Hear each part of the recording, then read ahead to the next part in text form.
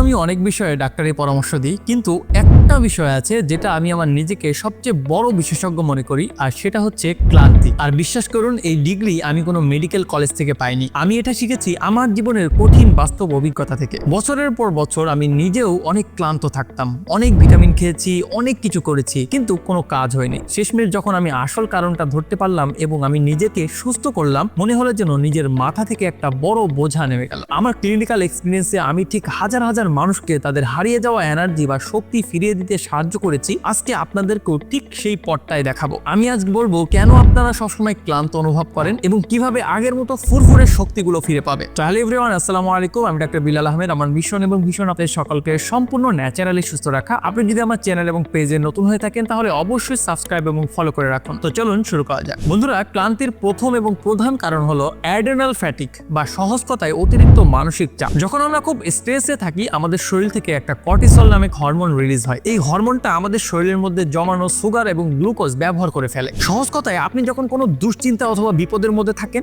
আপনার শরীর মনে করে আপনি অনেকটা বিপদের মধ্যে আছেন, তাই অতিরিক্ত শক্তি সে খরচ করে ফেলে। ফলে দিন শেষে আপনি কোনো কাজ করতে পারেন না, ভীষণ ক্লান্ত হয়ে পড়েন এবং আপনার কোনো কিছু ভালো লাগে না। এই যে আপনার শরীরের মধ্যে একটা জমানো শক্তিটা যে খরচ করে ফেললো এই কর্টিসল হরমোনটা, তাহলে এখন আপনাকে কি করতে হবে? এর জন্য সবচেয়ে ভালো উপায় হচ্ছে মানসিক চাপটা আপনাকে কমানোর চেষ্টা করতে হবে। তার জন্য সবচেয়ে ভালো খাবার হচ্ছে ভিটামিন B1 যুক্ত খাবারগুলো আপনি নিয়মিত খান। তার পাশাপাশি যেমন বাগান করা, ঘর গোছানো, অথবা আপনার পছন্দের রান্না, অথবা বাইরে ঘুরতে যেতে পারেন। যেটা করলে আপনার মনটা ভালো হবে আপনি সেটা করুন, খুব ভালো একটা উপকার আসবে। এবার আসি বন্ধুরা দ্বিতীয় কারণ, সেটা হচ্ছে ঘুম। বিশেষ করে রাত 12টা থেকে 2টা পর্যন্ত এই সময় কিন্তু আমরা ম্যাক্সিমাম সময় এই মোবাইলে স্ক্রলিং করতে করতে রাতটা জাগি, আর এটা হয় কর্টিসল হরমোনের কারণে। ভালো ঘুমের জন্য আপনাকে দরকার অবশ্যই মেলাটোনিন নামে একটি হরমোন। অনেকে বলতে পারে যে ভাইয়া ঘুম আসে না, এই কারণে ফোনটা টিপি, অথবা ঘুম না আসলে কি করব, এমনি গল্প করি। মূলত এটা কেন হচ্ছে? আপনার বডির মধ্যে একটা ঘুমের হরমোন আছে, সেটার নাম হচ্ছে মেলাটোনিন। এই মেলাটোনিন হরমোনটা আপনার বডির মধ্যে কমে গিয়েছে অথবা রিলিজ হচ্ছে না, এই কারণেই আপনার ঘুম আসতেছে না। আর মজার ব্যাপার হচ্ছে, আমরা অধিকাংশ মানুষ মনে করি মেলাটোনিন হচ্ছে ঘুমের ঔষধের মধ্যে থাকে, কিন্তু ইন্টারেস্টিং ব্যাপারটা হচ্ছে সূর্যের আলো থেকে যে তাপটি আসে এর মধ্যে ইনফ্রারেড একটা রশ্মি থাকে, এটাই আমাদের বডির মধ্যে মেলাটোনিন হরমোন তৈরি করে। তো এইখানে এমন অনেক মানুষ আছেন যারা এই ভিডিওটা দেখছেন, বলতে পারবেন যে লাস্ট কবে সূর্যের আলো গিয়েছেন। ঢাকা শহরে অনেক মানুষ আছে যারা গত 2-3 সপ্তাহের মধ্যে সূর্যের আলোই দেখেনি, এরকম মানুষ খুঁজলে পাওয়া যাবে। এবং যদি দেখেও রাস্তা দিয়ে 5-10 মিনিটের মধ্যে একটু সূর্যের আলোর মধ্যে ছিল, আবার পরে চলে এসেছে। এমন করলে হবে না বন্ধুরা। তাই দিনের বেলা অন্তত কিছুক্ষণ আপনি রোদে কাটান, 1 থেকে 1.5 ঘন্টা, অথবা কিছু না হলেও আধা ঘন্টা আপনি রোদে কাটান। আর রাতে ঘুমানোর ঠিক 2 ঘন্টা আগে মোবাইলের যে নীল আলোক রশ্মিগুলো আছে এটা থেকে আপনাকে দূরে থাকতে হবে, কারণ এটা আপনার ঘুম একেবারে নষ্ট করে দিচ্ছে। তবে একটা কথা বলি, অনেকেই আছে যারা দীর্ঘদিন ধরে এই ক্রনিক ফ্যাটিক বা ভয়ানক ক্লান্তিতে ভুগছেন, লাইফস্টাইল পরিবর্তন করেও কোনো ফলাফল পাচ্ছেন না। তাদের হয়তো শরীরের ভিতরে গভীর কোনো সমস্যা বা হরমোনাল ইমব্যালেন্স হয়ে গিয়েছে। আমাদের ক্লিনিকে আমরা বিশেষ করে এই ধরনের দীর্ঘস্থায়ী ক্লান্তি বা দুর্বলতার সঠিক কারণ খুঁজে বের করে অত্যাধুনিক ট্রিটমেন্ট দিয়ে থাকি। আমাদের অসংখ্য পেশেন্ট এখন পুরোপুরি সুস্থ এবং কর্মস্থলে খুব ভালোভাবে জীবন কাটাচ্ছেন। যদি আপনাদেরও এই সমস্যা থাকে তবে দেরি না করে আমাদের সাথে যোগাযোগ করতে পারেন। এবার আসি মূল কথায়। ক্লান্তির 3য় নম্বর ধাপ হতে পারে পুরনো কোনো ভাইরাস,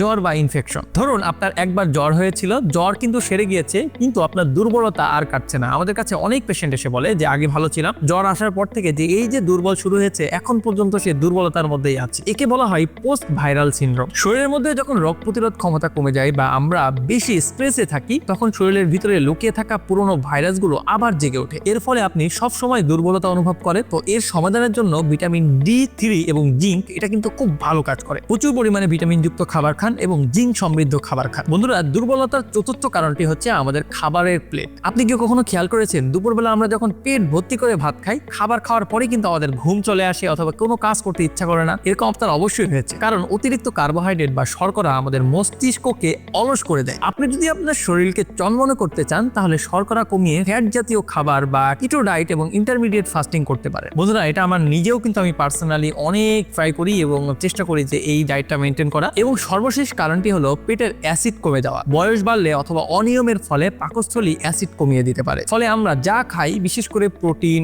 আয়রন বা ভিটামিন B12, সেগুলো শরীরে শোষণ করতে পারে না। আর এই পুষ্টির অভাবেই আমাদের রক্ত শূন্যতা অথবা ক্লান্তি চলে আসে আমাদের মধ্যে। এর কিন্তু একটা সহজ সমাধান আছে। আপনি যখন খাবার খাবেন তখন খাওয়ার আগে 1 চা চামচ অ্যাপেল সিডার ভিনেগার 1 গ্লাস পানির সাথে মিশিয়ে আপনি সেটা পান করুন। তার পাশাপাশি প্রচুর পরিমাণে সালাদ বা শাকসবজি খান। শাকসবজিতে থাকা পটাশিয়াম ও ম্যাগনেসিয়াম আপনার শরীরের ব্যাটারির মতো কাজ করবে এবং আপনার মধ্যে এনার্জি দিয়ে দিবে। তো বন্ধুরা, আজ থেকেই এই নিয়মগুলো মানা শুরু করুন। প্রথমেই আপনার ডায়েট ঠিক করুন, তারপর ঘুমের যত্ন নিন এবং স্ট্রেস কমান। দেখবেন আপনার যে হারিয়ে যাওয়া এনার্জি এটা কিন্তু ফিরে চলে এসেছে। তাই বন্ধুরা, ভিডিওটা ভালো লাগলে শেয়ার করুন, আপনার সেই বন্ধুর সাথে শেয়ার করুন যে দেখবেন সবসময় একটা ক্লান্তির মধ্যে থাকে। আর কোনো প্রশ্ন থাকলে অবশ্যই কমেন্টস বক্সে জানান। আমি প্রতিটা প্রশ্ন কিন্তু নিজ দায়িত্ব নিয়ে পড়ে থাকি এবং উত্তর দিই। তো আশা করছি বন্ধুরা সম্পূর্ণ বিষয়টি ভালোভাবে বোঝাতে পেরেছি। তো আজকের মতো এখানেই বিদায় নিচ্ছি। দেখা হবে অন্য কোনো এক ভিডিও দিয়ে। ততদিন পর্যন্ত ভালো থাকবেন, সুস্থ থাকবেন। আল্লাহ হাফেজ।